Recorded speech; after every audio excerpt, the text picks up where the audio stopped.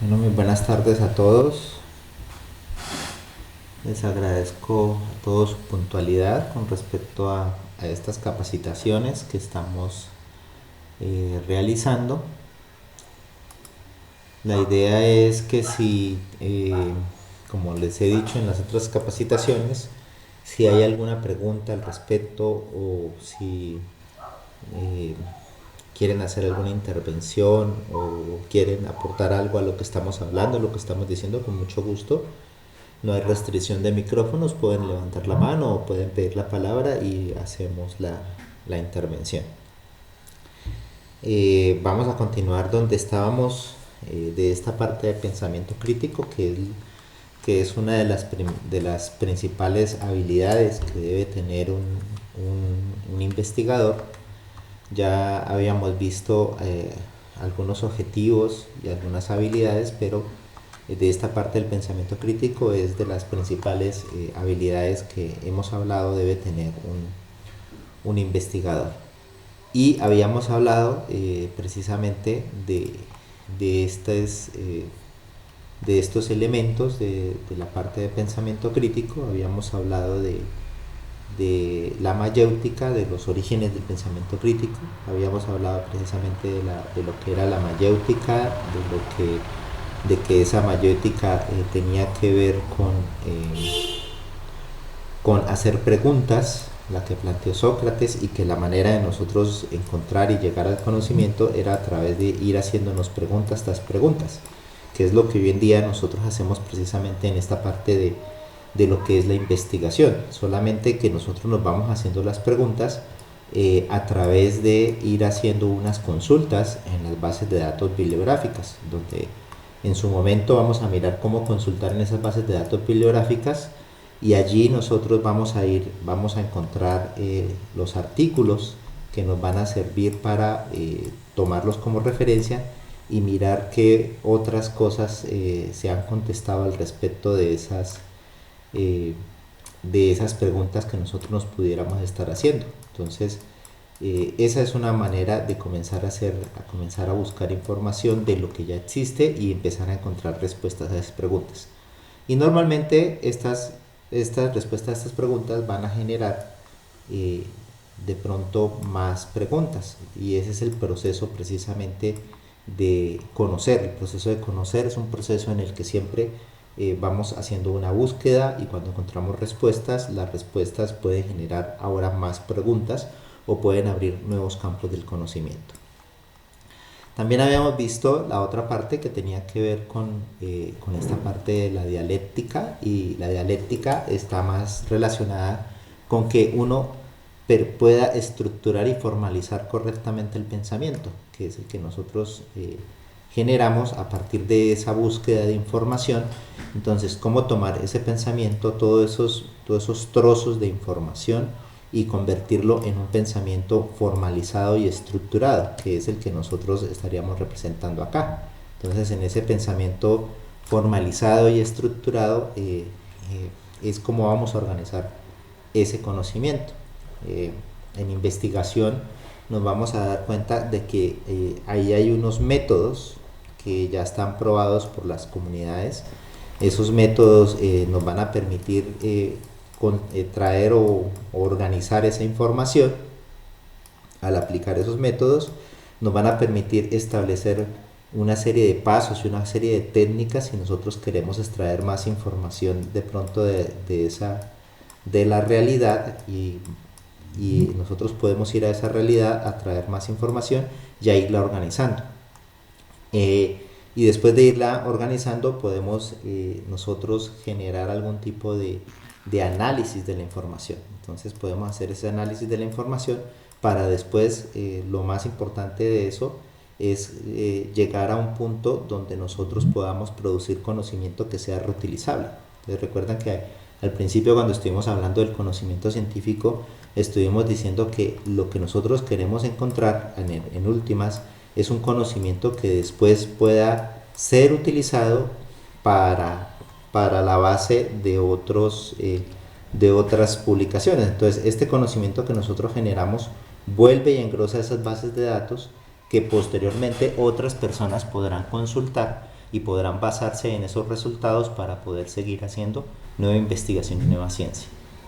En este proceso de nosotros encontrar esta información, precisamente tenemos que desarrollar unas habilidades, y una de esas habilidades precisamente importantes es el pensamiento crítico, ¿sí? Entonces aquí en este punto es donde está el pensamiento crítico, y ahí en ese punto es donde nosotros debemos aplicar esa habilidad para desechar la información que no nos aporta y para incorporar a la investigación la información que sí nos aporta. Y finalmente habíamos visto esta otra parte que era la parte de la retórica, ¿sí? En esta parte de la retórica tenemos que nosotros es la manera en que vamos a presentar esta información. Esa es la parte de la retórica, ¿sí? Y ahí en la manera en que nosotros vamos a presentar la información va a ser es cómo vamos a publicar esa información, es decir, cómo la vamos a presentar. Y recuerden que aquí habíamos hablado de la capacidad de persuasión. En investigación nosotros trabajamos con respecto a la publicación en eventos, entonces podemos estar haciendo publicaciones en eventos, o podemos estar haciendo publicaciones en revistas, que es otra parte donde se pueden hacer publicaciones, ¿sí? Y allí, en tanto en los eventos como en las revistas, hay formas o formatos que uno debe seguir para hacer la presentación de la información o de los resultados de investigación, para que posteriormente sean avalados por la comunidad. Recuerden que la investigación científica produce conocimiento útil, pero ese conocimiento útil va a ser útil en la medida en que sea avalado por la misma comunidad de investigadores que están trabajando en la misma área, ¿sí? Entonces allí vamos a tener investigadores que nos van a hacer una evaluación de ese conocimiento que nosotros estamos presentando, y si esa evaluación es positiva, entonces es publicada, y al ser publicada va a engrosar precisamente nuevamente esos repositorios de conocimiento formal que posteriormente puede ser reutilizado por cualquier otro tipo de personas o de investigadores que estén buscando información, ¿sí? Entonces esto es un complemento a lo que ya habíamos hablado la última vez y aquí pues nosotros vemos que las bases del pensamiento crítico también son las bases de lo que nosotros hacemos en investigación. Entonces no está por fuera de lo que nosotros hemos estado trabajando allí. Habíamos visto también la definición de pensamiento crítico, y en esta definición de pensamiento crítico lo más importante que nosotros debíamos tener en cuenta es que el pensamiento crítico está más relacionado, más que ser una postura como tal, es un proceso, ¿sí? Y es un proceso en el cual nosotros usamos unas técnicas que nos permitan de manera lógica y de manera reflexiva discriminar la información, ¿sí? Mediante preguntas bien formuladas, y para finalmente tener una postura razonable sobre el tema, ¿sí? Eso nos va a ayudar entonces a entender correctamente la información, a saber cuál información no es correcta y cuál información sí nos sirve para la investigación. Otro elemento aquí importante que tenemos es habíamos visto esta parte del pensamiento crítico, y hemos visto cómo la investigación se fundamenta en lo que es la observación, y habíamos visto esa parte de aquí algunas gráficas en las que nosotros comenzábamos como a tratar de mirar qué era lo que estábamos nosotros viendo aquí, y en específico cuando preguntamos por esta gráfica pues era la posibilidad de encontrar dos posibles formas, encontrar la forma de una mujer joven, ¿sí? Que es la que se encuentra aquí en esta parte de la mujer joven, aquí este es el cuello, ¿sí? Y la otra era encontrar una mujer vieja, ¿sí? Cuando miramos todo este exterior. Entonces, como a través de la observación podemos ver dos significados completamente distintos, ¿sí? Quiere decir que el significado va a variar allí bastante, va a variar bastante, es el significado, y va a variar de qué varía. Entonces recuerdan que también les había yo comentado que nosotros utilizamos nuestros sentidos normalmente, ¿sí? Y utilizamos esos sentidos para observar el objeto de estudio. Entonces, si este es el objeto de estudio, nosotros utilizamos esos sentidos.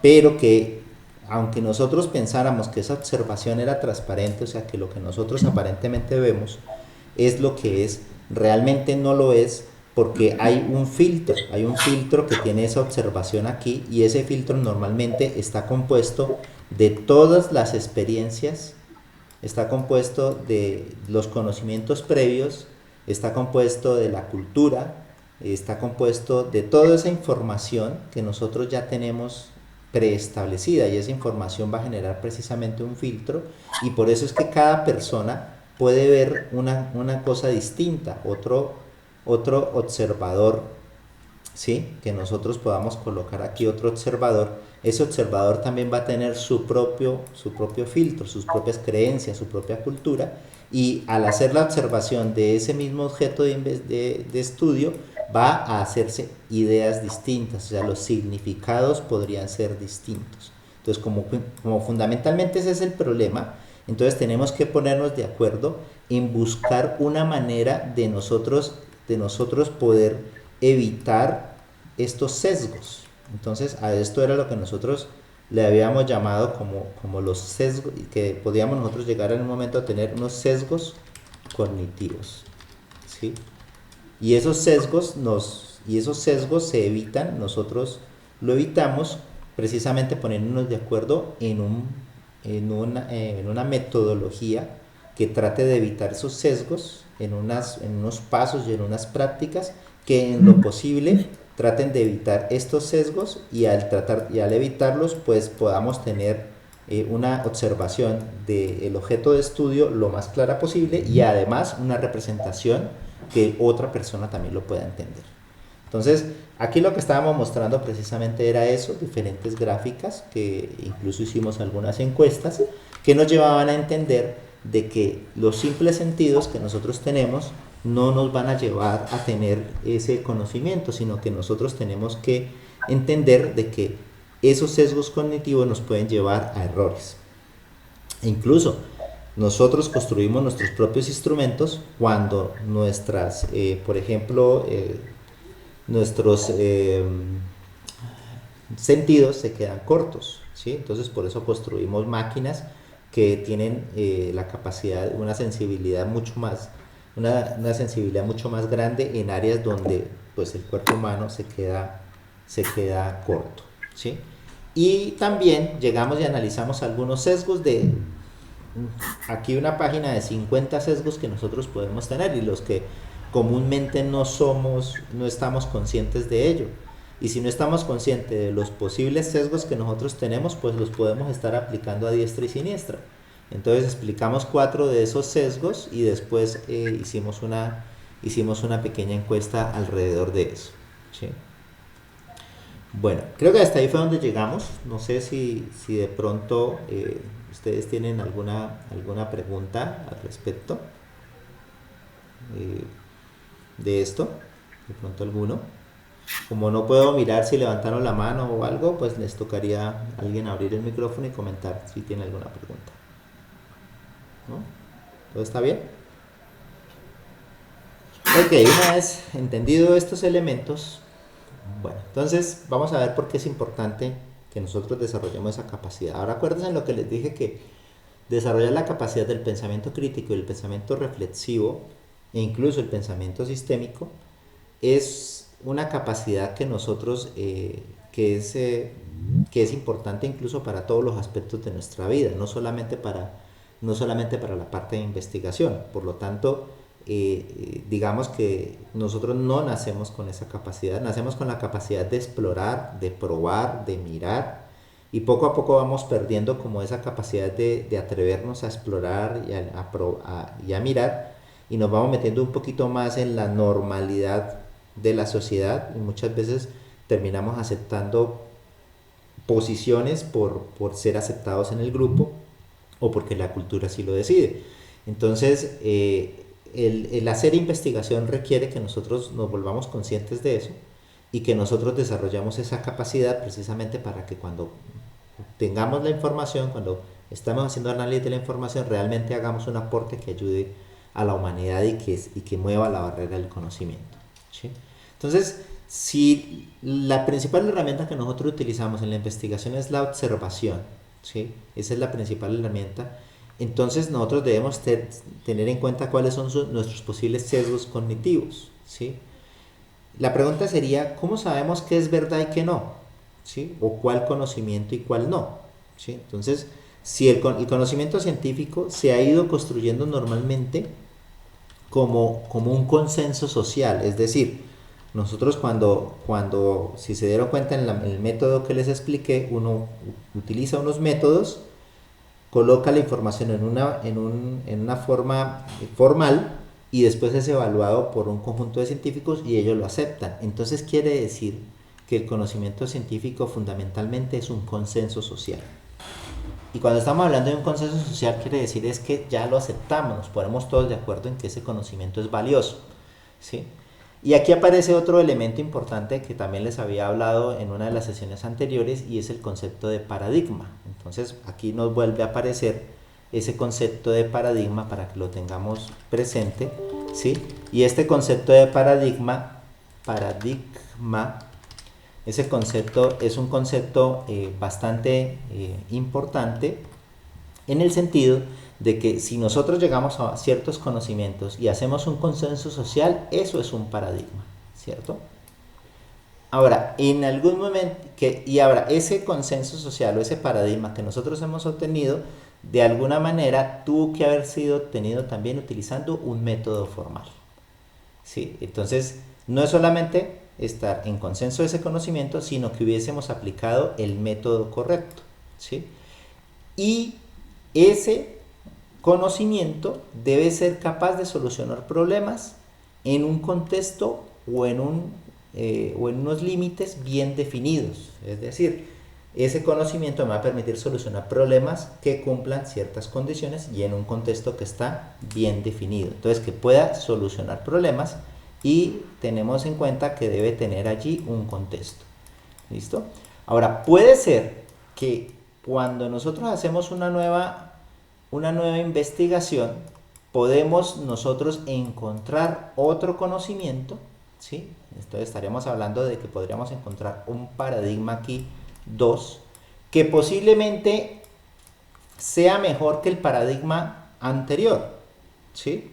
Y si es mejor que el paradigma anterior y si los científicos que trabajan en esa área de conocimiento dicen que sí es mejor y que genera mayor utilidad en ese contexto, en ese mismo contexto y que se utilizaron los mismos métodos, entonces hay un reemplazo de paradigma, ¿sí?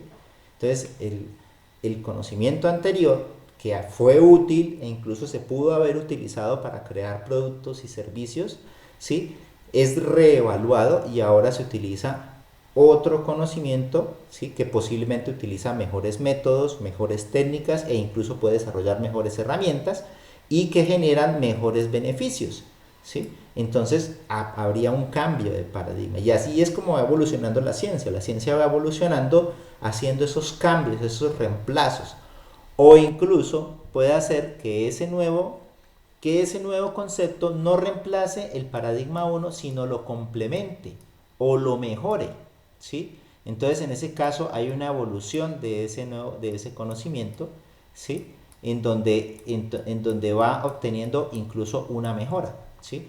Un aporte de conocimiento podría ser un mejor método para obtener muestras de cáncer, por ejemplo, ¿sí? Tengo entendido que hubo alguna investigación así donde las muestras de cáncer en las mujeres del útero antes se hacía de una manera que era más invasiva y después un médico lo que hizo fue proponer un mejor método para obtener esa misma muestra y con eso pues propuso un nuevo conocimiento y fue reconocido por eso. Entonces no necesariamente estamos hablando de que cuando tú generas un conocimiento estás generando un conocimiento que ni siquiera existía, o sea, podría generar un nuevo conocimiento que puede mejorar el proceso que se estaba haciendo o puede ser un conocimiento que no existía antes. ¿Listo? Entonces, esto es importante en la parte de diferenciar el conocimiento valioso del que no es valioso. Ahora, digamos que nosotros podemos, con el pensamiento crítico, lo que nosotros podemos hacer es que podemos ayudar a los investigadores a encontrar ese conocimiento de valor, ¿sí? ¿Por qué? Porque el pensamiento crítico es la base del método científico, ¿sí? Y cuando nosotros definimos el método científico, lo que se está buscando es que ese pensamiento sea crítico, que sea reflexivo. Luego, el pensamiento crítico nos va a llevar a un método riguroso. El pensamiento crítico lo primero que nos dice es que recolecta la información de fuentes fidedignas. Es lo primero que hace. O sea, no te vas a ir a recolectar información en redes sociales donde cualquier persona puede colocar cualquier información. No quiero decir que en las redes sociales no se pueda encontrar hasta información valiosa, pero es más difícil encontrar información valiosa que ir de pronto a una biblioteca o a un repositorio de documentos o de artículos. Entonces, lo primero que dice es, hay que buscar primero las fuentes que son, ¿sí? Y después de encontrar esas fuentes, habla de cómo encontrar la fuente que se relaciona con lo que estoy buscando. Y habla de unos métodos, unas técnicas que nosotros aplicamos allí, precisamente para poder filtrar de esas unidades de análisis y poder relacionarlas con lo que estoy buscando, ¿sí? Ahora, ese método lo que trata es precisamente de quitar esas pequeñas pirámides que mostré en la diapositiva anterior, esas pirámides de creencias, de experiencias previas, pueden ser positivas o negativas, de la cultura, de otros conocimientos, etcétera, etcétera. Entonces, lo que trata es dejar por fuera esos juicios y preconceptos, ¿sí? ¿Y cómo lo hace? A partir de la duda, una duda mayéutica, una duda que se va dando una detrás de otra hasta ir encontrando la información. Pero fundamentalmente utilizando lo que se llama la comprobación experimental. No en todas las ciencias se puede hacer comprobación experimental, y cuando nosotros hablamos de comprobación experimental estamos hablando de que nosotros lo que hacemos es hacer un experimento, ¿sí? No todas las ciencias se puede hacer, algunas ciencias son más digamos que las ciencias, digamos, teóricas, son más de comprobar o más basados sobre la lógica y la reflexión. Hay otras ciencias como las ciencias sociales, ¿sí? También en las ingenierías, también nosotros tenemos la posibilidad de experimentar, donde nosotros podemos ir a la realidad donde sucede el problema y hacer un proceso de observación con unas herramientas para capturar la información. O podemos ir a un laboratorio y controlar absolutamente todas las variables que puedan incidir y hacer un proceso de observación. Aislamos todas las variables que pueden incidir y dejamos solamente las variables que nos interesan y hacemos un proceso de comprobación. Eso es hacer experimentación. Y esa experimentación también es formal, de tal manera que cuando tengamos los datos nosotros podamos hacer ese proceso de razonamiento lógico y obtener luego esa información que va a ser validada en la comunidad. ¿Listo? Entonces esa es la gran importancia que tiene precisamente esta parte del pensamiento crítico. Miremos este videito que me gusta el mensaje que deja. Vamos a ver si yo coloco aquí un poquitico más de volumen.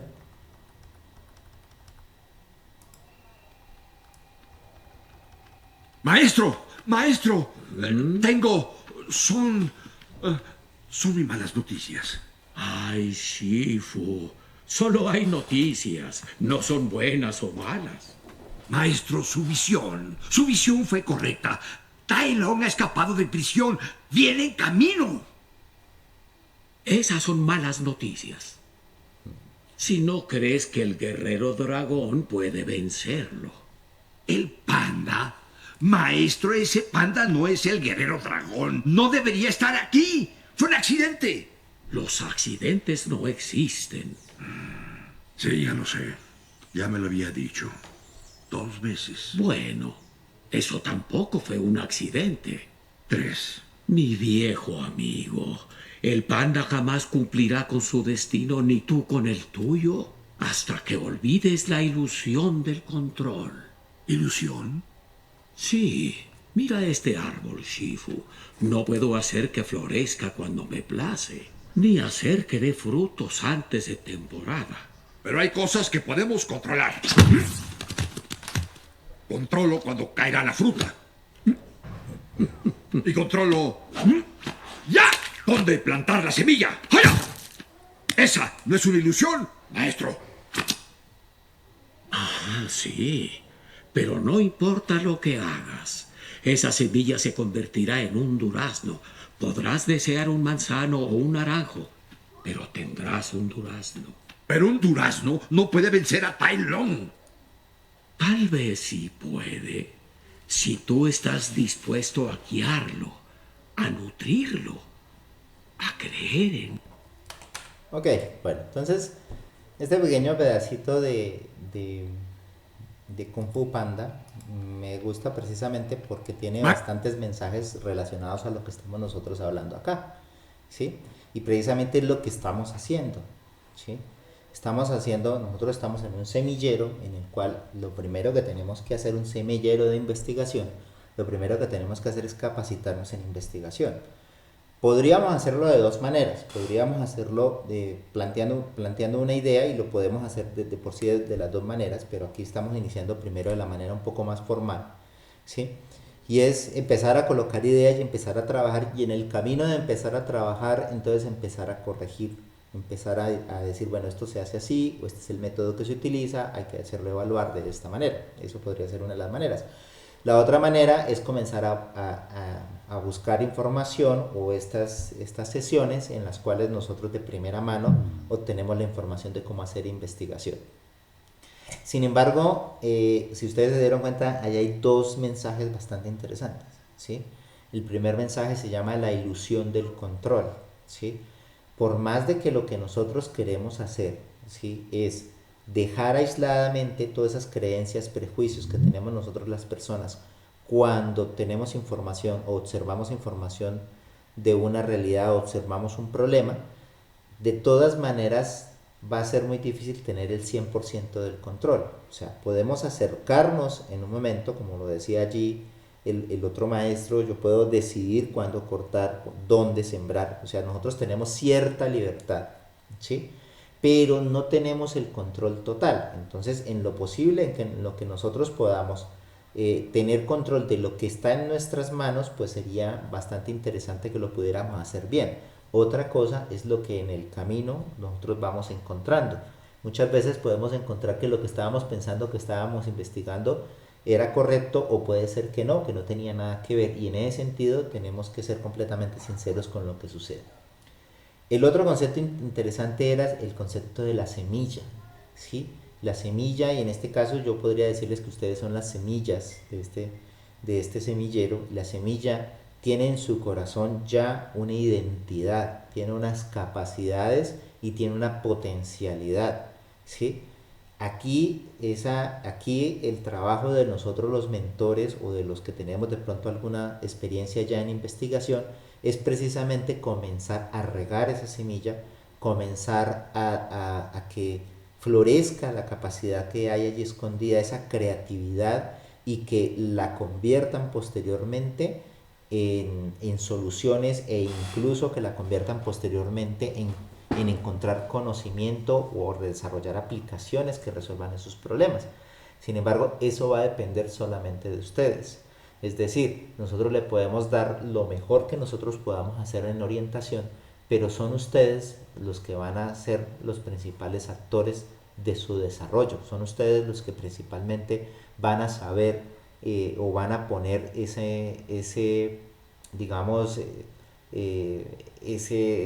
recurso mental, van a poner ustedes esa fuerza para poder lograr hacer las cosas. Entonces, ese es un llamado que les hago, ¿sí?, a que ustedes aprovechen todos estos elementos, y a que aprovechen estos espacios, y aprovechen esa motivación que tienen para continuar. Esto es un proceso, ¿sí? No es algo de que yo entré y que bueno, ya entré, entonces ya soy investigador. No, es un proceso, y es un proceso que requiere un poco de esfuerzo.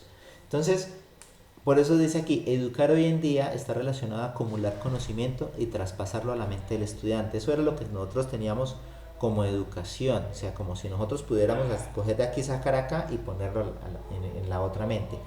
Y la ilusión de que entonces el mejor estudiante es el que da exactamente las mismas respuestas que uno dijo que tenía que dar, y eso no es así. eso está para reevaluarse, ¿sí? Entonces ya no es simplemente estamos hablando de acumular conocimientos, sí hay procesos acumulativos, porque pues en la medida que tú vas trabajando vas acumulando conocimientos, ¿sí? Pero ese conocimiento que vas acumulando o que vas interrelacionando es un conocimiento dinámico, como les acabo de mostrar antes. Es un conocimiento que en algún momento lo aceptamos y en otro momento no lo aceptamos. Y cada uno somos co-creadores o constructores de ese conocimiento, ¿sí? Entonces, eso es lo primero que debemos tener en cuenta. Ahora, las universidades nos dedicamos ya en este momento a crear profesionales como si fueran fábricas de pan, ¿sí? Como lo estamos viendo aquí, ¿sí? Incluso con recetas. Y realmente, pues digamos que ese es uno de los grandes problemas en la parte de la educación. La educación, nosotros queremos colocarle la misma fórmula a 30 estudiantes, ¿sí? Y que la misma fórmula funcione para incentivar a los mismos 30 estudiantes. Y eso no funciona, porque cada uno de ustedes y cada uno de nosotros somos individuos completamente diferentes, con diferentes afinidades, con diferentes capacidades, y mientras para uno de ustedes puede ser más fácil leer un texto, para otro puede ser más fácil mirar un gráfico, mientras para uno es más fácil reflexionar, el otro necesita moverse y hacer para poder entender. Entonces no hay forma de nosotros crear una única receta, pero sí podemos aprovechar nosotros estos espacios para, desde lo que nosotros tenemos dentro de nosotros mismos, podamos aprovecharlos y ganar ese conocimiento. Cada ser humano es una semilla, como ya les había dicho, ¿sí? Con todo el potencial de desarrollar una vida abundante y consciente. Esto es muy importante y es algo que yo he venido haciendo ya en los últimos años. Yo no pretendo aquí enseñarles a ustedes solamente la técnica aceptada por los investigadores en IoT o por los investigadores en computación inteligente, porque hay que hacerlo porque esa es la manera en que se está haciendo ese conocimiento, pero yo quiero también de que ustedes ganen también una capacidad individual de reconocerse como individuos, ¿sí? Individuos con una potencialidad, de individuos que vinieron a vivir bien, felices, a entender que este universo es abundante, a tener conciencia de lo que experimentan y cómo manejarlo correctamente, para que ustedes aprendan a vivir bien y dignamente, y a que aprendan ustedes a escapar precisamente de las trampas en las que nos encontramos hoy en día. Y una de las trampas es que mucha de la cultura que hoy maneja la sociedad es una cultura que está basada para un capitalismo extremo. Es decir, ¿a qué me refiero con eso? Está basada es para que nosotros reaccionemos emocionalmente ante estímulos, y lo que generemos para sentirnos bien y abundantes sea comprar, sea endeudarnos. Entonces, todo está desarrollado y todos los modelos están desarrollados precisamente para que nosotros siempre estemos buscando algo más allá. Siempre estemos como que si compro ese carro, o si compro, o si tengo esa novia o ese novio que tiene estas características, estoy siendo exitoso. No, el éxito, ¿sí? Es el concepto de éxito, después de buscar y de leer mucho, es muy diferente, ¿sí? El concepto de vivir bien es muy diferente, y para mí es muy importante también enseñarles eso, y es uno de mis objetivos. Entonces, por eso en todas estas intervenciones y en todas estas capacitaciones yo voy a ir colocando goticas y voy a ir colocando cositas que nos van a llevar precisamente a estos elementos. Y lo que yo espero es que poder formar individuos no solamente que tengan el formalismo y la capacidad científica, sino poder formar o ayudar a formar individuos que sean humanos, que sean capaces de vivir bien, que sean capaces de aportar a esta sociedad, y que de alguna manera tengan éxito como personas. Eso es lo que estoy buscando, y por eso relaciono estos elementos. Aquí, qué pena, saqué la presentación. Bueno, entonces, esto ya pasó. Ahora, hay unos elementos básicos que debemos tener en cuenta, ¿sí?, en esta parte del pensamiento crítico. Entonces, para poder pensar críticamente debemos desarrollar adicionalmente estos elementos. Aquí hay uno que dice que debemos escuchar y no solamente oír, ¿sí? Eso lo hemos escuchado algunas veces o lo hemos visto algunas veces, y hay una gran diferencia entre escuchar y oír, ¿sí? Y cuántas veces nosotros nos hemos sentado a charlar con otras personas, ¿sí? Y muchas veces estamos oyendo todo lo que nos dice, y de pronto nos está hablando de toda una tragedia, nos está hablando de todo un problema que está viviendo, pero nuestra mente está por allá en otro lado, ¿sí? Nosotros estamos pensando de que si dejé prendido el café, o estoy pensando si me fue bien en el parcial, o estoy pensando si cuando llegue a la casa me va a tocar, me van a regañar por una cosa o por otra cosa. Entonces, ¿eso qué quiere decir? Que nuestra mente no está en el momento presente, ¿sí? Y para escuchar nosotros tenemos que estar en el momento presente, ¿sí? Escuchar significa poner toda tu atención, ¿sí?, en la persona que te está hablando, ¿sí?, olvidando de momento pues las cosas que están atrás o que van a estar a futuro. Una buena persona que escucha generalmente es una persona que tú la ves que te pone toda la atención y pone todos tus sentidos, todo el cuerpo se enfoca hacia la otra persona, ¿sí? Y abres todos tus sentidos para mirar sus gestos, para mirar la entonación de la voz, y todo eso le va dando información, incluso para sentir la emoción que está manejando. Ese proceso les aseguro que les va a dar muchísima más información a ustedes que simplemente oír el mensaje nomás. Entonces, por eso es supremamente importante esa interacción, pero que esa interacción sea totalmente consciente, ¿sí? Hay otro elemento aquí y que es también bastante importante, es el observar y no simplemente ver, ¿sí? El observar significa que no es solamente capturar la imagen y quedarte con la imagen que capturaste, es comenzar a poner atención en los pequeños detalles, ¿sí? Hagan ustedes ese ejercicio, comiencen a hacer ustedes este ejercicio, y yo les he puesto algunos ejercicios, ¿no? Ojalá los estén haciendo. Cuando estuvimos hablando del ejercicio de los hábitos, ojalá hayan hecho el ejercicio del hábito de que cuando se despiertan digan: gracias, estoy vivo, gracias Dios, gracias universo, gracias Madre Tierra, ¿sí? Estoy vivo, amanecí nuevamente, mi familia está bien, estoy respirando, estoy con salud, ¿sí? Ahora, hagamos otros ejercicios acá, en su casa, con sus hermanos, con sus familias, ¿sí? Con las personas con las que normalmente interactuamos, hagamos procesos de escuchar, ¿sí? Hay personas que ni siquiera hacen ese proceso, quieren es hablar nomás, ¿sí? Entonces uno haga el proceso de escuchar atentamente y observar. El observar es mirar cómo se mueve, si está moviendo las manos, si tiene si se ve que está como aburrido o está alegre. O sea, como empezar a mirar esas actitudes, ¿sí? Y poder capturar esas actitudes, y se van a dar cuenta que ustedes van a obtener muchísima más información y la persona se va a sentir muchísimo mejor porque ustedes le están poniendo una mejor atención. Este proceso nos lleva a que nosotros vamos a tener una información, ¿cierto? Y yo aquí lo estoy colocando pues todo con respecto a las relaciones humanas y con las personas, pero eso se aplica en muchos contextos, ¿sí? Entonces, esa información que yo estoy adquiriendo, ¿sí?, tiene que pasar por un filtro que es mi mente. Y debo aprender a pensar y no juzgar. Y sobre todo esta última palabra es la más difícil para todos nosotros, porque por naturaleza nosotros juzgamos, ¿sí? Y el juzgar significa comparar, ¿sí? Juzgar significa que usted está aquí como individuo, ¿cierto?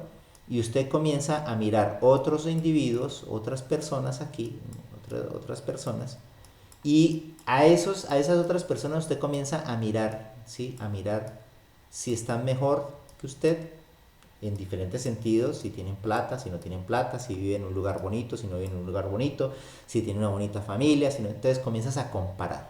Y en ese proceso de comparación, muchas veces lo que haces es que comienzas a juzgar y comienzas a tomar a las personas, y a las personas las comienzas a meter en bolsitas, ¿sí? Entonces creas una bolsita de la persona creída. Entonces tomas esta persona y la mandas a la bolsita de las personas creídas. creas una bolsita de la persona que me cae bien, ¿sí? Y tomas esta persona y la mandas a la bolsita de las personas que me caen bien. ¿Cuál es el proceso que tú haces? Normalmente es por semejanza, normalmente es porque sí tiene los mismos valores, sí tiene las mismas formas de, o sea, los sesgos que habíamos visto antes, ¿sí? Es de mi grupo, entonces si me cae bien, entra en la bolsita. Esta persona no sé quién sea, tiene otra cultura, tiene otra religión, tiene de pronto más plata, de pronto no sé, entonces no me cae bien. Entonces comenzamos a colocar bolsitas. Y al hacer ese proceso de juzgar, nosotros ya encerramos esos objetos de estudio o esas personas, ya los encerramos en un preconcepto. Y siempre que veamos a esa persona, el cerebro, que nuestro cerebro que tiene una capacidad de buscar atajos, ¿sí? Como ya clasificó la persona, él ya no va a observar, ni va a escuchar, ni va a observar, ¿sí? Sino que simplemente ve la persona, se acuerda que ya lo clasificó y dice, ah, este es el aburrido, ah, este sí me cae bien, ¿sí? Entonces, pensar significa que en todo momento, cuando tú hagas el proceso de escuchar y observar, lo hagas de tal manera que no comiences a crear, no comiences a compararlo, que te salgas de la ecuación, ¿sí? Y normalmente para evitar la comparación tienes que despersonalizarte. Hay una técnica que se utiliza para eso, ¿sí? Donde muchas veces cuando estás en una conversación, en un trabajo en grupo, en una parte, y hay ciertas, hay alguna discusión alrededor de un tema, entonces, y de pronto se elevan un poco los ánimos, comienzan las emociones a tener cabida, emociones fuertes. Entonces, una forma de no dejarse llevar por la emoción es que tú te despersonalizas. Es como si te salieras de la ecuación y miraras tú desde afuera y ves a todos como si estuvieran en una película. Y ves a todos los actores allí sentados, te ves allí sentados y ves cómo actúas tú también. Y al comenzar a hacer eso, tu pensamiento queda libre de la emoción y de quién eres y comienza a mirar, comienza a escuchar, comienza a observar de una manera más transparente. Eso es un proceso que uno tiene que ejecutar y hagan ese ejercicio, ¿sí? Escuchen, ¿sí? Observen, ¿sí? Y cuando sientan que están juzgando, sálganse de la ecuación y comiencen a mirar desde afuera como un tercero para que ustedes no lleguen a ese proceso de juzgar a los demás, ¿sí? Y finalmente, aquí hay otro que es interesante también y es el crear y no imitar. Este crear y no imitar, aunque la mayoría del proceso que nosotros hacemos de, eh, de aprendizaje es a través de imitación. Nosotros desde pequeños lo primero que hacemos es imitar lo que nuestros cuidadores hacen, ¿sí? Por eso muchas veces en psicología, cuando ven un comportamiento de un niño, lo primero que hacen es citar a los padres y mirar qué comportamientos tienen ellos o qué situaciones ellos tienen, ¿sí? ¿Por qué? Porque muchas veces pues todo eso ha sido herencia y ha sido heredado y ha sido aprendizaje por imitación. Bueno, aunque ese es el proceso que nosotros hacemos, ¿sí? Llega un punto donde tú ya vas teniendo una independencia, ¿sí? Y donde tú ya vas teniendo un criterio, y tener un criterio, tener precisamente un pensamiento crítico, implica de que tú aplicas procesos diferentes a las experiencias, o sea, tú exploras, ¿sí? Exploras nuevos puntos de vista, exploras nuevas soluciones, propones conexiones nuevas, ¿sí? Y eso te va a llevar precisamente a crear. El ser creativo también es una habilidad, no es que se aprende, no es algo que, no, es que él nació siendo genio, ¿sí? Puede ser que una persona biológicamente esté más dispuesta a unir puntos, esté más dispuesta a observar, a escuchar y a pensar. Biológicamente puede hacer que su estructura mental, neuronal, sea más dispuesta, pero el cerebro del ser humano, ¿sí? Tiene algo que se llama es elástico, es decir, el cerebro, la plasticidad del cerebro, o sea, el cerebro es capaz de automoldearse y todo en esta vida se puede conseguir con hábitos y se puede conseguir con los ejercicios correctos y haciéndolo paulatinamente, o sea, todo esto en esta vida es acumulativo. Entonces, si nosotros comenzamos a hacer el proceso de escuchar, comenzamos a hacer el proceso de observar y cada vez que tengamos esa oportunidad comenzamos a realizar estos procesos y pensar, mirar que no estemos juzgando y comienzo a conectar los puntos, ¿sí? Conectar los puntos de diferentes cosas que yo he estado haciendo, entonces comienzo a crear, entonces ya estamos en un punto donde aprendemos y enseñamos, ¿sí? Estamos en un punto donde en algún momento estamos aprendiendo modelos, formas exitosas, ¿sí? Y en algún otro momento, en la forma de actuar de nosotros, cuando creamos y cuando generamos nuestra propia forma de pensamiento y forma de actuar, empezamos a enseñar también. Entonces comenzamos a ser unos pensadores críticos allí. El pensamiento crítico debe partir de sí mismo, ¿sí? Es decir, no hay forma de que tú llegas y te sientas y dices, bueno, me leo este libro y ya soy pensador crítico. No, ¿sí? Requiere autodirección, ¿sí? Es decir, tú mismo te planificas, tú mismo decides y tomas la decisión de comenzar a desarrollar esa habilidad. Requiere autodisciplina, ¿sí? Requiere de que estés leyendo, estés buscando información de diferentes dimensiones del ser humano, ¿sí? Para que tengas la posibilidad después de conectar todos los puntos, que todos los días estés haciendo el proceso de escuchar, observar, pensar, ¿sí?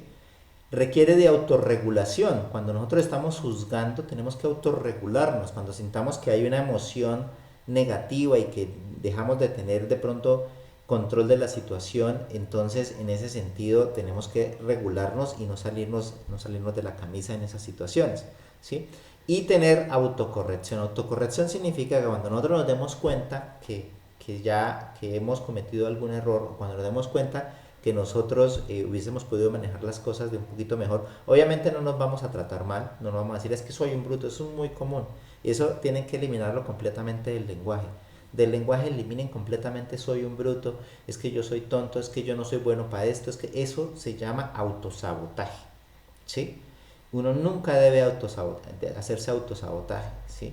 Así por más hayan personas que siempre te hayan dicho desde pequeño, porque también hay gente que desde pequeño nos han dicho muchas cosas y nos han nos han encasillado en esa bolsita, porque todo esto que le estoy diciendo lo hacen todas las personas.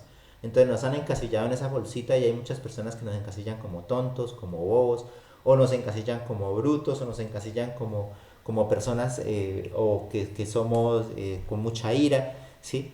Pero eso es una forma de pensamiento y nosotros tenemos que tener la posibilidad precisamente de autogestionarnos. Y ahí vuelve, aunque es un poco ya tradicional y como lo de siempre, ¿sí? Lo que decía allá en el templo en Grecia, conócete a ti mismo, ¿sí? Entonces ese es el auto. El auto es empezar nosotros a mirar cómo nosotros actuamos, analizarnos a nosotros mismos, escucharnos. La principal persona que nosotros debemos empezar a escuchar somos a nosotros mismos, cómo nos hablamos.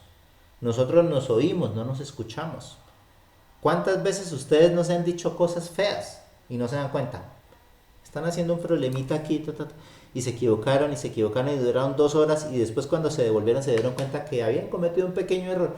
Y muchas veces uno tiene la tendencia de llegar y decir, es que yo soy un brother, yo soy me estoy hablando mal, ¿sí? Y eso, la palabra y el repetirme, yo todas esas veces, nuestro cerebro tiene otra consigna. Aparte de que busca atajo, tiene la consigna de volver realidad lo que nos decimos a nosotros mismos. Si nos decimos que somos brutos, él trata de volvernos brutos. Si nos decimos que somos inteligentes, él trata de volvernos inteligentes, ¿sí? Porque trata de hacer lo que nosotros estamos pensando, ya sea de manera consciente o de manera inconsciente. Observarnos, pensar cómo pensamos, ¿sí? Y mirar cómo creamos. O sea, digamos que los principales trabajos que nosotros tenemos que hacer todos los días para ser unos pensadores críticos correctos. Bueno, entonces aquí ya he hablado de varias cosas. Voy a dar un espacio aquí porque llevo ya casi una hora aquí hablando, ¿sí? Entonces me gustaría de pronto escucharlos en este punto. ¿Qué piensan de lo que hemos hablado, de esta parte del pensamiento crítico, del conocimiento y de esas habilidades que tenemos que ir generando todos los días? A ver, ¿quién se anima de todos los que están aquí? ¿Sí? No necesitamos que prendan cámara si no quieren prender cámara, pero sí lo pueden hacer por el micrófono. ¿Algunos se han sentido de pronto identificados con respecto a que se han hablado mal en algún momento? ¿Sí? Porque todos lo hemos hecho en algún momento en nuestra vida, hemos hecho eso. ¿Sí? Entonces, cada vez que nosotros comencemos, gracias Tania por contestar en el chat, todas veces que nosotros nos encontremos, nos observemos tratándonos mal a nosotros mismos, paremos, ¿sí? Y digamos, un momentico, no te vas a hablar así, ¿sí? Tú tienes todo el derecho de equivocarte, ¿sí? Es más, equivocarse es la herramienta del universo para que nosotros aprendamos. O sea que no hay forma, es un proceso por el que pasamos todos, ¿sí? Diego dice, el manejo de la frustración es complejo en algunas ocasiones. Totalmente de acuerdo, Diego. Cada uno de nosotros tenemos nuestra propia cruz, lo dice el dicho, ¿sí? Y dice por ahí un dicho, no recuerdo dónde es que lo escuché, no juzgues a las personas porque cada uno carga su propia cruz, ¿sí? Algunos, la cruz que están cargando o el problema que están cargando, para otros es algo fácil de solucionar o que ya lo hubieran solucionado o que no es de pronto algo que sea un problema, pero para otros esa cruz, es la que pesa, ¿sí? Y cada uno de nosotros debemos aprender a identificar, ¿sí? ¿Qué es lo que nos pesa?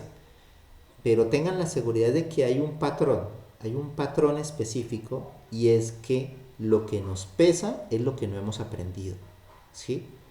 Si tú no aprendes de una experiencia negativa y no aprendes a manejarla para que no se vuelva a repetir, ¿sí? Quiere decir que estás aplicando nuevamente el mismo patrón que te lleva al mismo sufrimiento, ¿sí? Einstein lo decía, ¿cómo pretendes, con otras palabras, estoy parafraseando, cómo pretendes solucionar algo con los mismos conceptos que estás aplicando? Tienes que cambiar el punto de vista, tienes que evolucionarlo para poder resolver las cosas, ¿sí? Lo mismo sucede con nosotros, tenemos que autoanalizarnos.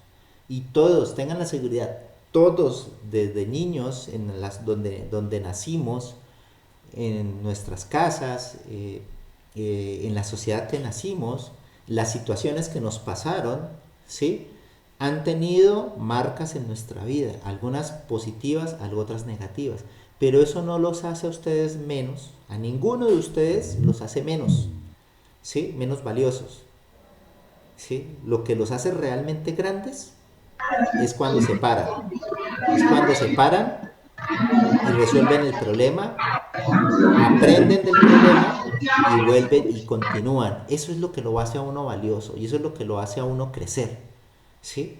Esa capacidad. ¿Y cómo se logra esa capacidad? Con esto que les estoy mencionando, con estas herramientas, ¿sí? De escuchar, con estas herramientas de observar, autoobservarnos, escucharnos, a escuchar a los demás, autoobservarnos, pensar y crear, ¿sí? Autorregularnos, ¿sí?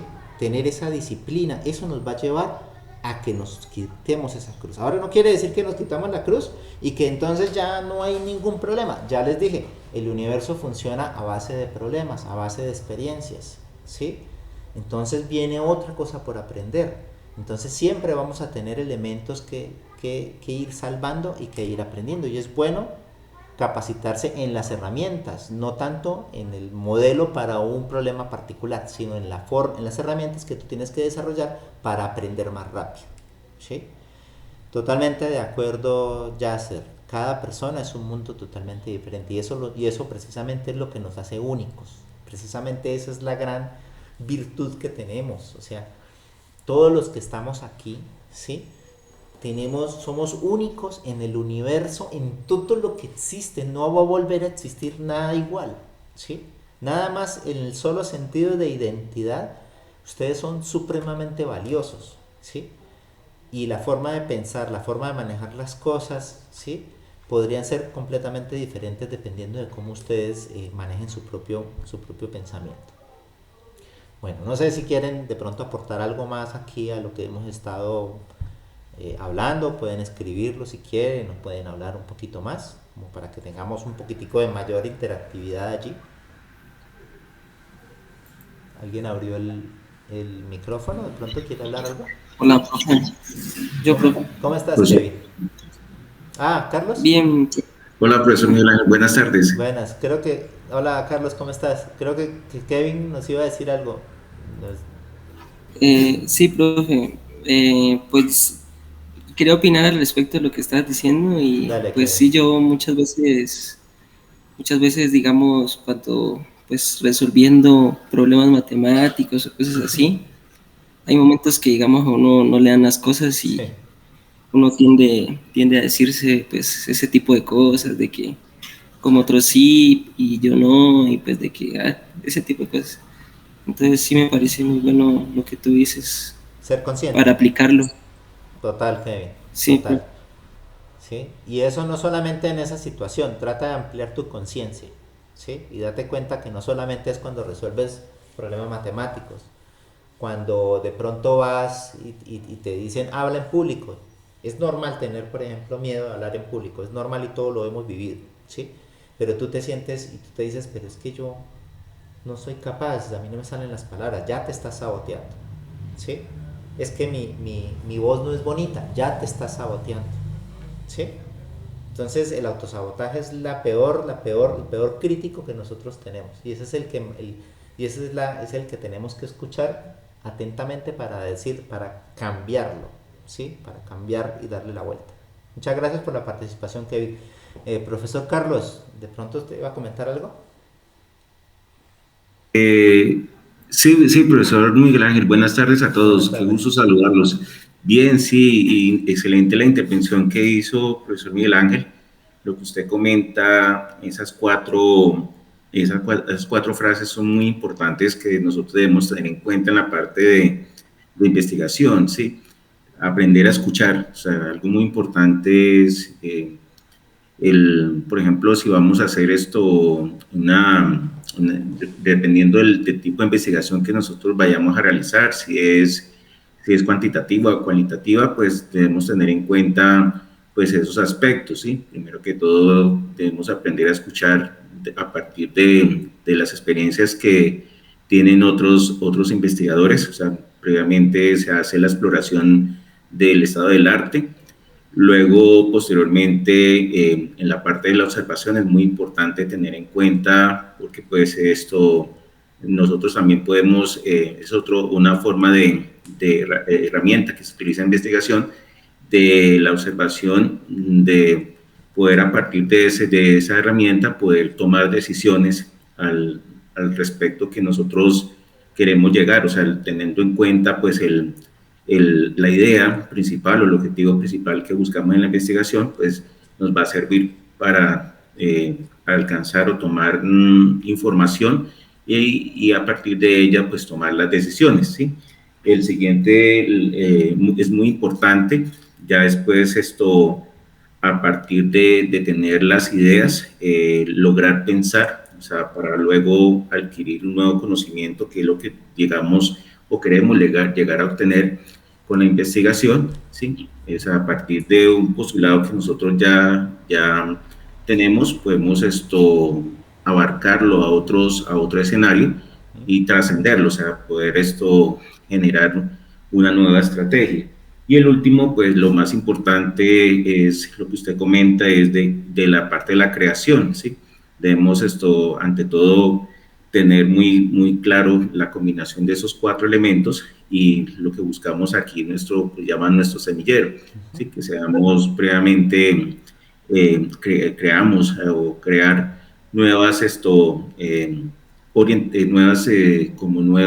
nuevo conocimiento que pueda con el ámbito social, que es lo más importante que debemos llegar. Y esas cuatro palabras importantes que manifestó el pensamiento crítico, de la parte de la autodirección, la autodisciplina, la autorregulación y la autocorrección, es muy importante, ¿sí? De pronto uno por la experiencia, yo les comento en la parte de cuando yo inicié como docente, pues mucha gente me decía, bueno, ¿usted cómo inició en la parte de docencia? Yo siempre les comento a los estudiantes de que una vez un estudiante me comentó, profe, yo quisiera hacer algún día así como está usted, o sea, ser docente, o sea, orientar a otras personas. Y yo les decía, pues primero que todo tiene que tenerle amor, pasión a este arte, ¿sí? Y segundo, pues esto, tener lo más importante, la paciencia y poder transmitir y hacerse entender a otras personas, que es lo más importante. ¿Sí? Eso es lo que quería aportar, profesor Miguel Ángel. Muchísimas Profe, gracias. muchísimas gracias por tus aportaciones, muy al lugar de todo lo que ha comentado. ¿Sí? Listo, profesor Miguel Ángel. Muchas gracias. Gracias. Bueno, voy a continuar, creo que tenemos todavía un tiempito. Vamos a ir haciendo, voy a tratar de que estas sesiones no las hagamos las 2 horas completas, porque atendiendo un poco al modelo de la Universidad de Ibagué, que me ha gustado mucho, que sus clases son de 90 minutos, ¿sí? Me he dado cuenta y estuve buscando estudios precisamente, y por ahí hay unos estudios que hablan de que uno puede tener la atención plena durante 90 minutos, o sea, más o menos los estudios indican eso. Después de 90 minutos comienza a bajar tu capacidad de atención y comienza a bajar tu motivación. Entonces vamos a tratar de manejarlo así, tenemos más o menos una media horita más, ¿sí? En algún que otro momento nos iremos un poquito más, pero voy a tratar de manejar eso precisamente para que vayamos manteniendo la atención de lo que estamos haciendo acá. Bueno, entonces vuelvo aquí a presentar, ¿sí? Y esta es la siguiente diapositiva, ¿sí? Entonces, de lo que acabamos nosotros de ver, dice, si la educación actual ve a las personas como contenedores donde coloco simplemente un conjunto de información, ¿sí? Si en un salón de clase se cree que el más valioso es quien tenga la mayor capacidad de acumular ese conocimiento y de repetirlo como un loro, ¿sí? Si educamos para que la vida sea una competencia, porque esa es la educación que nos dan, incluso desde la casa nos dan esa educación. Nosotros nos dicen que tú tienes que ser el mejor, ¿sí? Es muy diferente que te digan eres el mejor, eres el más lindo, pues eso te eleva tu autoestima, ¿sí? Pero cuando te dicen tienes que ser el mejor, tienes que ser el más lindo, ¿sí? En el que sea el más fuerte, el más valiente, el más arrojado, y el que hace todo eso es el que tiene el éxito y por ende va a obtener la felicidad. Todo esto se convierte en una competencia, ¿sí? Entonces realmente en la educación no estamos educando, porque simplemente estamos haciendo una comedia.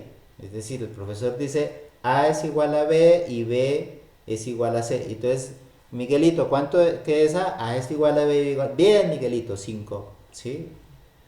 Dice otro, A es igual a B, pero B no necesariamente igual a C. ¿Usted por qué está en contra de lo que yo digo? Yo soy el profesor. ¿Cuántas veces nos ha pasado eso? ¿Sí? No hay un proceso de respeto a un pensamiento diferente. Es muy diferente, obviamente, muy diferente cuando un estudiante quiere tomar simplemente el pelo en clase, o sea, quiere simplemente decir, no estoy de acuerdo porque no tiene ninguna lógica detrás. Pero cuando hay una lógica detrás, cuando hay una forma de reflexión y una argumentación y el profesor por su autoridad aplasta, ¿sí? Ahí no estamos educando, ¿sí? Entonces lo primero que tenemos que hacer, y tomando un poco mucho de las palabras de lo que decía aquí ahora Carlos decía, hay que tener amor y hay que tener, digamos que tener esa posibilidad de ser maestro y no simplemente ser profesor, ¿sí? El profesor normalmente es el que enseña una temática, enseña las técnicas, enseña los fundamentos y hasta ahí llega. Pero el maestro te enseña la experiencia, te enseña esa visión crítica, te enseña a pensar primero, te enseña la parte humana, ¿sí? El maestro es capaz de bajar, ¿sí?, a tu nivel y mucho más abajo y decir, bueno, me ganaste y desarrollaste muchísimo mejor eso. Ese es el maestro. El verdadero maestro riega esa semilla, ¿sí?, con la mejor intención, y si la semilla da unos frutos mejores y más grandes, el maestro lo que va a hacer es aplaudir, porque eso es lo que uno desea como maestro, ¿sí? Eso es lo que uno desea, que ese árbol florezca y sea el mejor árbol de manzanas o el mejor árbol de peras, pero que lo sea, ¿sí? Entonces, ahora, en ese sentido, no deberíamos educar para la competencia. Nosotros estamos educando precisamente para la competencia. Entonces entendemos el mundo no como que el mundo es abundante, sino entendemos de que el mundo es escaso, ¿sí? Cuando nosotros estamos haciendo eso, que estamos educando precisamente para la competencia, que es lo que tenemos aquí, ¿sí?, Entonces le hacemos entender a las personas, a nuestros hijos, a nuestros estudiantes, a las personas con las que trabajamos, que el mundo es escaso. Y como el mundo es escaso, entonces tenemos nosotros que empezar a pelearnos. Y yo tengo que ser el mejor del otro. Ahora, no quiero que confundan que, como yo les dije, que entonces el mundo es abundante, no escaso, entonces no tengo que hacer nada. No es así. ¿Sí? Yo tengo que dar lo mejor que puedo dar. Mi trabajo lo tengo que hacer con la mejor calidad posible, ¿sí? Porque en lo que yo soy y en la potencialidad y en el servicio que puedo dar, ¿sí? Es donde está precisamente la interacción y el amor que doy a los demás, ¿sí? Si yo soy un excelente lustrador de zapatos y a mí los zapatos me quedan mejor que cualquier otro y me invento las mejores técnicas, ¿sí? No quiere decir que esté compitiendo para ser el mejor y que me reconozcan que soy el mejor. Quiere decir que estoy buscando hacer mi oficio de la mejor manera. Los reconocimientos, la abundancia, ya todo este tipo de cosas vendrán por añadidura.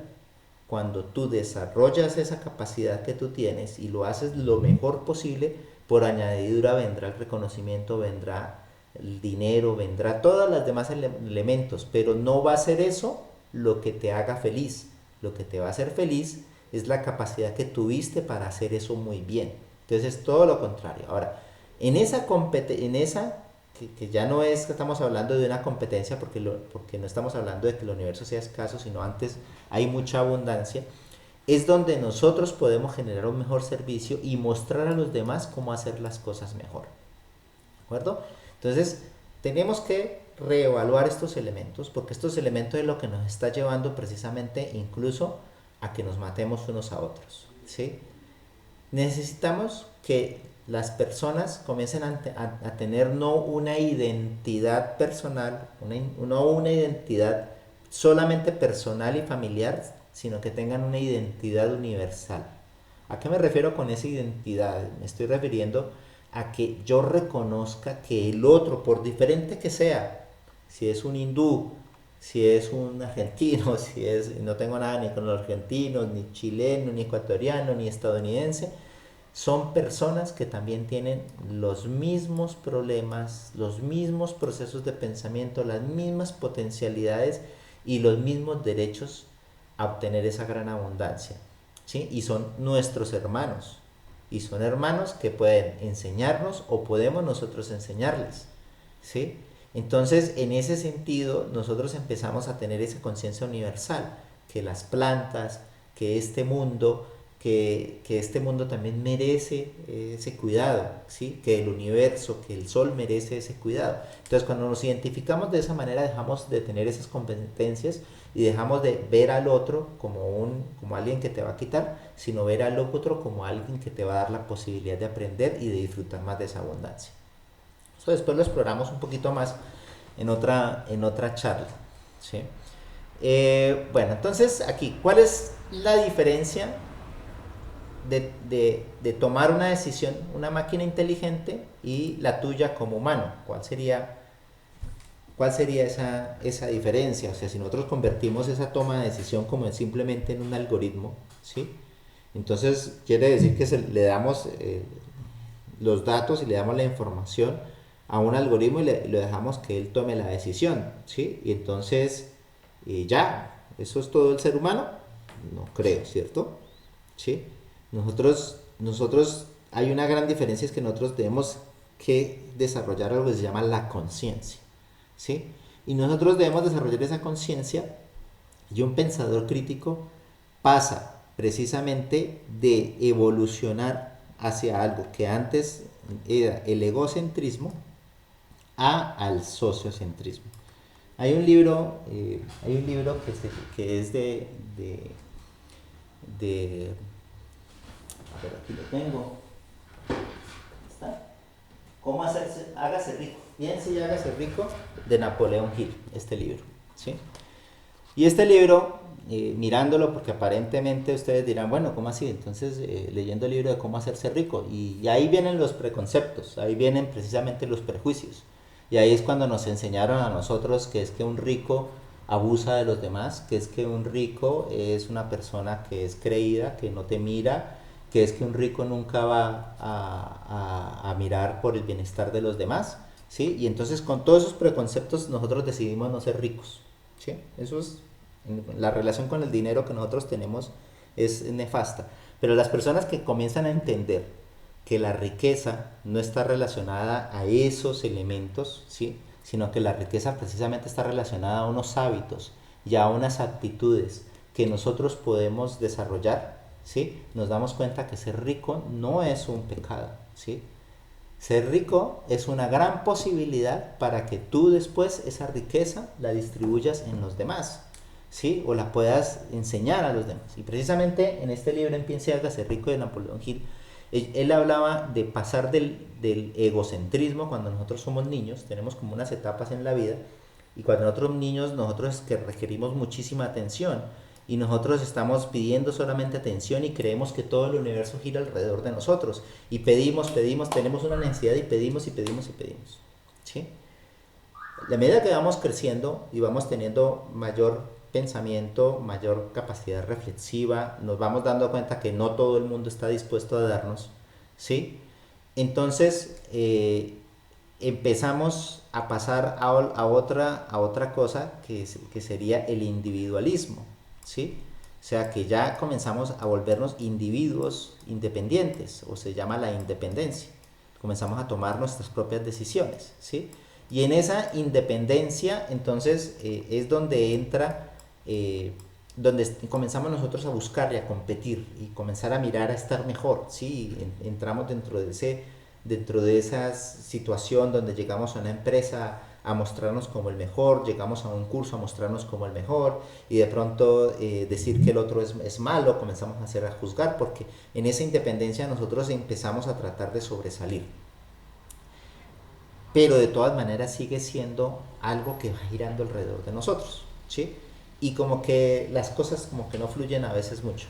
Entonces se tiene que pasar a algo más que es precisamente el sociocentrismo, o que es precisamente pasar a que este mundo está íntimamente interconectado con el otro, ¿sí? Y a mí me gusta decir algo aquí importante, y precisamente fue lo que nos sucedió a nosotros con la pandemia. Y a nosotros con la pandemia nos sucedió, cuando yo saco una conclusión y me dicen qué conclusión sacamos de la pandemia, ¿sí? Para mí la mayor conclusión, y ojalá todos la hubiéramos alcanzado a sacar, ¿sí? Es que el bienestar de mi vecino va a influir en mi propio bienestar. Entonces nosotros llegamos al punto de pensar de que nuestros vecinos debían estar bien, porque si nuestros vecinos estaban infectados, pues nos iban a infectar a nosotros. Entonces comenzamos a buscar la manera de protegernos y del vecino protegerse, ¿sí? Para no infectarnos y nosotros para no infectar al vecino. Entonces nos sacó un poco de ese egocentrismo, de esa interdependencia, para ir a esa sociedad íntimamente conectada. El universo está íntimamente conectado, ¿sí? Y nosotros, cuando ya llegamos a una edad adulta, si ustedes se han dado cuenta, los adultos mayores ya comienzan a hablar no tanto de ellos y de sus cosas, sino comienzan, pues algunos, no estamos hablando de todos, pero sí algunos comienzan a hablar precisamente de la sociedad, comienzan a hablar un poquito más de interesarse más por las otras personas, a interesarse más porque el bien de la comunidad. Entonces eso también es algo que se tiene que ir desarrollando, ¿sí? Y luego nosotros debemos desarrollar otra capacidad allí, y es elegir de manera consciente, ¿sí? Ese es nuestro principal don, el don que nosotros tenemos de la elección, ¿sí? Muchas de las cosas que nos suceden, a no ser que sean cataclismos o cosas eventuales, ¿sí? Nos suceden por lo que nosotros elegimos. El poder de la elección nos lleva a la responsabilidad, ¿sí? Es algo sencillo. Si te ofrecen droga, ¿sí? Te ofrecen cocaína o te ofrecen cualquier psicoactivo, tú tienes la posibilidad de decir si lo acepto o no lo acepto. Ahora, esa posibilidad de decir si lo acepto va a tener unas responsabilidades que pueden ser unas responsabilidades graves, o pueden ser algo que no sean tan graves dependiendo de tu cuerpo, ¿sí? O no aceptar va a tener también unas responsabilidades. La cosa es que tú siempre eliges, ¿sí? La cosa es que si yo elijo conscientemente o inconscientemente, muchas veces elegimos de manera inconsciente, ¿sí? Muchas veces elegimos por esos sesgos, por el sesgo del grupo, porque todo el grupo lo hace, entonces yo elijo hacerlo porque el grupo me acepte, ¿sí? Yo elijo hacerlo porque me siento mal y necesito algo que me haga sentir bien y así sepa yo que me va a hacer daño, ¿sí? El hecho es que independientemente por cuál sea la razón que tú tomaste esa elección, vas a tener una responsabilidad, ¿sí? Y vas a tener una respuesta que la vas a tener que asumir.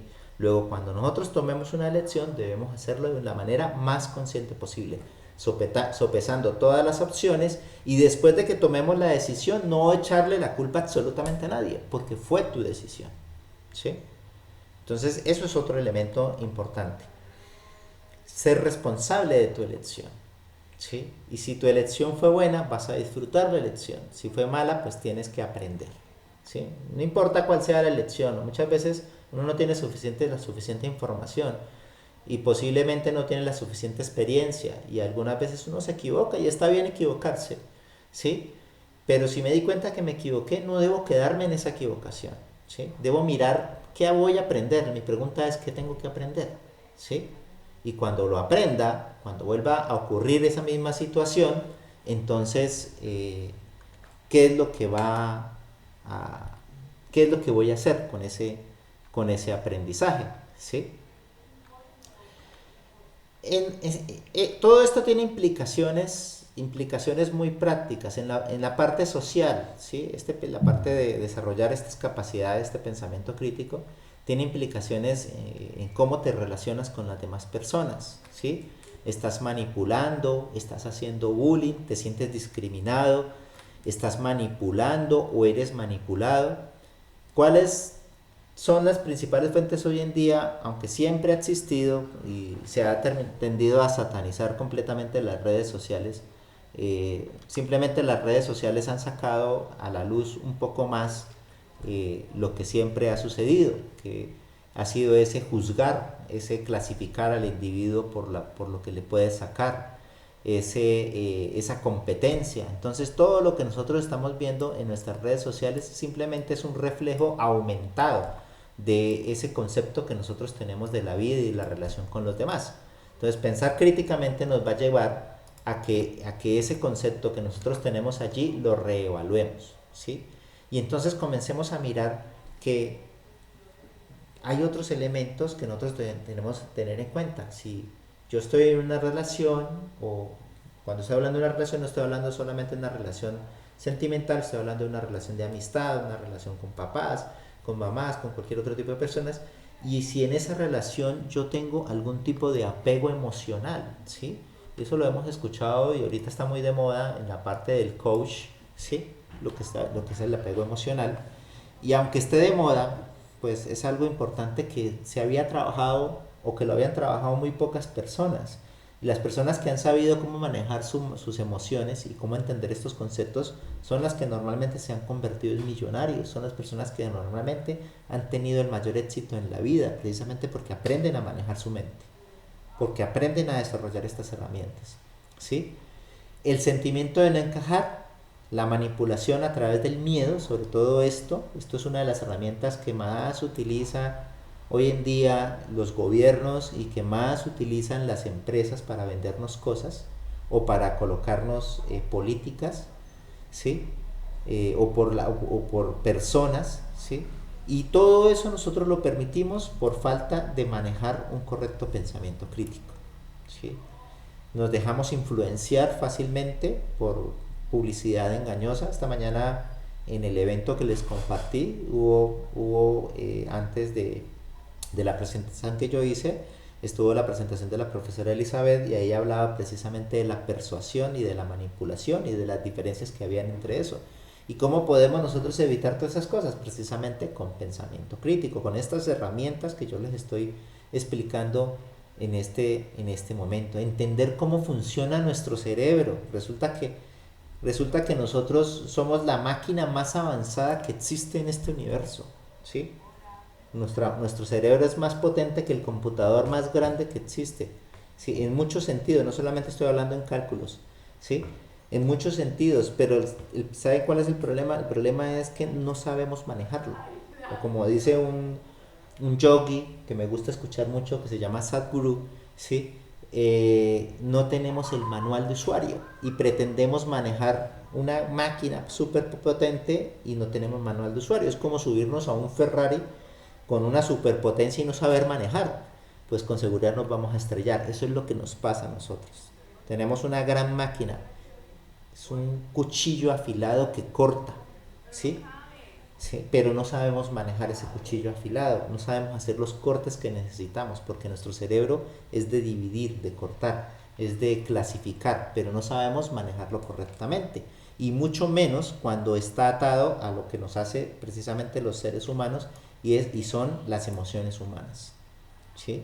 Somos los únicos seres vivientes que nosotros nos pensamos a nosotros mismos y que manejamos emociones. No estoy diciendo que no hayan seres vivientes que no también tengan amor, que no también tengan miedo, que no también tengan ira, pero nosotros lo hacemos conscientemente, y hacemos una interacción consciente entre las emociones y el pensamiento, o a veces también inconsciente, pero hacemos una relación entre los dos.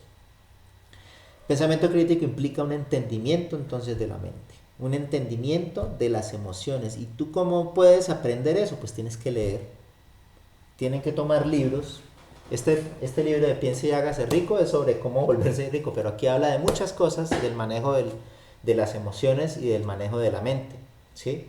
Tengo libros de la parte espiritual, he leído libros de la parte emocional, he leído libros sobre la parte metafísica, he leído libros sobre la parte física, o sea, todos esos conocimientos y todos esos elementos después nos va a permitir ir atando los cabos, ¿sí? E ir mejorando en todo sentido, ¿ya? Entonces, la idea es que debemos dejar de ser víctimas, ¿sí? Porque es fácil victimizarse por todo lo que nos sucede, a entender que con el conocimiento adecuado, si buscamos el conocimiento adecuado, entender nuestra mente, entender cómo funcionamos, incorporar hábitos adecuados en nuestras vidas, porque el hábito es la manera en que incorporamos esas acciones que nos van a llevar a obtener el éxito en muchos aspectos de nuestra vida. Es posible que identifiquemos si nos estamos dejando manipular o permitiendo llevar a situaciones dolorosas. Entonces, eso es muy importante. Bueno, aquí ya también nuevamente hablé bastante. Aquí estos últimos 5 minuticos pues abro el espacio para que complementemos acerca de lo que les acabé de comentar y acabé de decir. Pueden escribir o pueden abrir la cámara o pueden hablar. Cuéntenme cómo se sienten, de lo que han escuchado, qué piensan. Es bastante información y por eso lo estoy tratando de dejar también grabado, ¿sí? Porque todo esto uno tiene que volverlo a revisar, uno tiene que volverlo a mirar y uno hace un proceso de pensamiento y vuelve otra vez, revisa y vuelve y sigue. Esto no se logra con una sola sesión, ¿sí? Para mí llegar a todas estas conclusiones y llegar a toda esta información que les estoy compartiendo ha sido ya varios años de trabajo y de autoestudio, ¿sí? Y de autoaprendizaje, y como mentor y la posibilidad que me ha dado la vida de poder ser mentor, pues es lo que quiero, regar semillas, y quiero que ustedes tomen su propia decisión, ¿sí? Bueno, los escucho. Vamos generando un poquitico más esta interacción entre nosotros.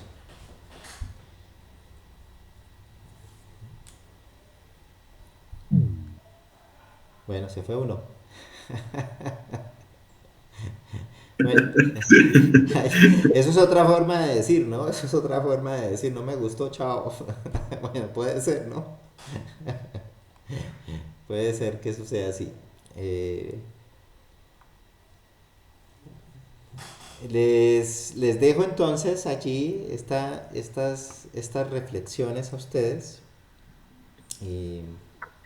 Esta charla la vamos como siempre, yo la estoy grabando, el profesor Carlos la está grabando.